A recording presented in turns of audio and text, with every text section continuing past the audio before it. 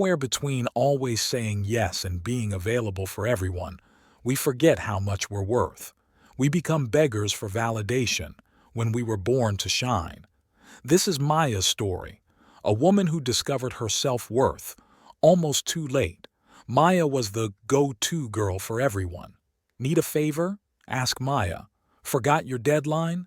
Maya will finish the work for you. She's sweet like that. Need someone to cover your shift? Maya always said yes. Wow, Maya's such a caring girl, people would say.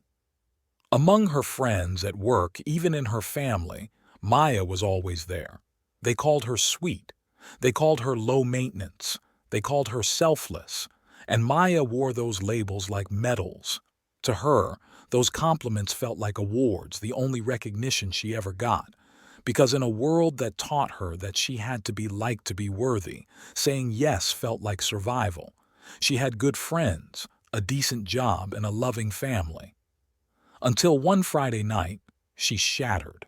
It was Maya's 30th birthday. She didn't plan anything extravagant, just a cozy dinner with old friends from university and some colleagues she called family away from home. She was excited. She sent out birthday cards, texted reminders, booked the table.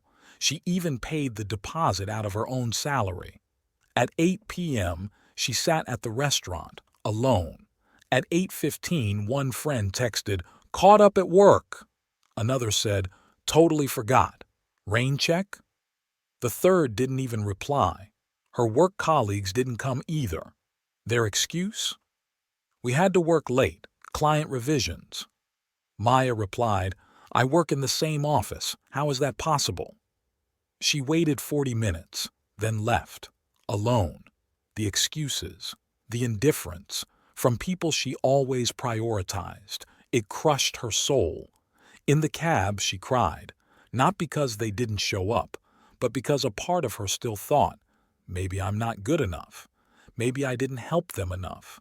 Maybe I hurt them somehow, and I just don't remember. Back home, she kicked off her heels and lay on the couch. She had a habit of journaling. On a blank page, she wrote, "I show up for everyone, but who's showing up for me? Not even for a favor, but for a celebration." She stared at the words. Silence. To distract herself, she started scrolling on social media. And that's when she saw a quote, "Once you realize your self-worth, you'll stop giving people discounts." The quote hit hard. If I truly knew I was worthy, Maya thought, I wouldn't keep saying yes just to keep people in my life. The right people will stay with me no matter what. She had a realization. Those who didn't show up were simply not her people. The next day, Maya did something drastic. She learned to say no. A coworker asked, "Can you do my report for me?" She replied, "I can't today." No apology, no remorse. Did she feel guilty? Yes. But she also felt something she hadn't felt in a long time, free from what people will think of her. She began to observe people's behaviors. A friend who only called to rant. A boss who gave others credit for ideas Maya had whispered first. Her brother who always joked, "You're the responsible one. That's why we count on you." And she realized it wasn't their hate, it was their comfort. They were comfortable underestimating her because she never told them her value. Maya made quiet changes. She drank her coffee. No phone, no multitasking, just presence. She removed "sorry for the delay" from her emails. She stopped over-explaining her choices. She chose her peace first. If she didn't want to go shopping, she simply declined without guilt. If she gave an idea in a meeting, she owned it, without rescuing unprepared colleagues. One afternoon, while walking through a park, she saw a tree. Half its leaves had fallen. It stood bare. But it didn't look embarrassed. It stood there, proud and still, in its season. She paused, opened her journal, and wrote, "If trees can shed without shame, why am I clinging to people who make me feel I am not worth their time and their efforts?"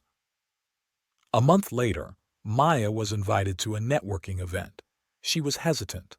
The old Maya would attend only to be spotted, to smile, nod, validate, and shrink when interrupted. But the new Maya?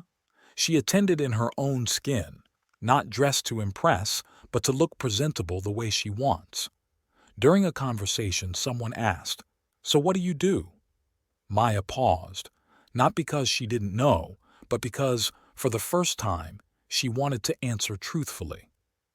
"I'm in a season of redefining who I am beyond what I do, but right now, I design systems and reclaim my worth." They blinked, then smiled. Not everyone stayed in Maya's life. Some fake friends faded, some selfish co-workers pulled away. But the ones who remained, they saw her, not for what she could offer, but for who she was. Maya is still sweet, still helpful. But now, she chooses herself first. She learned, saying no doesn't make you arrogant. It makes you precious. Not all silence is loneliness. Sometimes it's peace. Your worth isn't defined by praise. It's something you must remember. If you're watching or listening right now and wondering whether you're too much or not enough, ask yourself, have I forgotten my self-worth? Am I becoming a doormat for people? You teach others how to treat you by what you tolerate. The moment you start acting like you know your worth, people will start treating you like it. And remember, the moon doesn't beg the tide to reflect it. It simply shines. So should you. Like, comment, share, and subscribe to the channel for more life-changing stories.